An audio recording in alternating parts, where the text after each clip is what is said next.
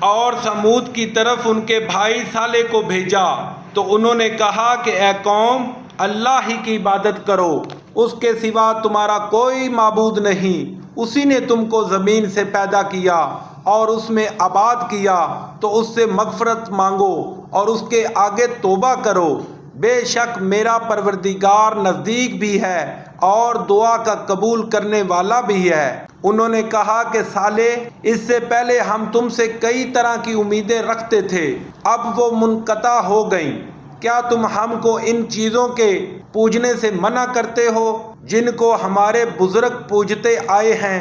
اور جس بات کی طرف تم ہمیں بلاتے ہو اس میں ہمیں قوی شبہ ہے۔ صالح نے کہا کہ اے قوم، بھلا دیکھو تو، اگر میں اپنے پروردگار کی طرف سے کھلی دلیل پر ہوں اور اس نے مجھے اپنے ہاں سے نبوت کی نعمت بخشی ہو، تو اگر میں اللہ کی نافرمانی کروں تو اس کے سامنے میری کون مدد کرے گا؟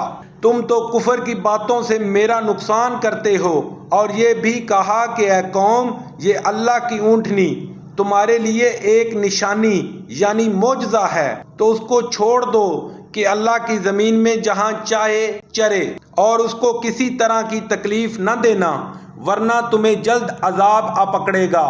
مگر انہوں نے اس کی کونچیں کاٹ ڈالیں۔ تو صالح نے کہا کہ اپنے گھروں میں 3 دن اور فائدے اٹھا لو، یہ وعدہ ہے کہ جھوٹا نہ ہوگا۔ جب ہمارا حکم آ گیا تو ہم نے صالح کو اور جو لوگ ان کے ساتھ ایمان لائے تھے ان کو اپنی مہربانی سے بچا لیا اور اس دن کی رسوائی سے محفوظ رکھا۔ بے شک تمہارا پروردگار طاقتور اور زبردست ہے۔ اور جن لوگوں نے ظلم کیا تھا ان کو چنگاڑ کی صورت میں عذاب نے آ پکڑا تو وہ اپنے گھروں میں اوندے پڑے رہ گئے، گویا کبھی ان میں بسے ہی نہ تھے۔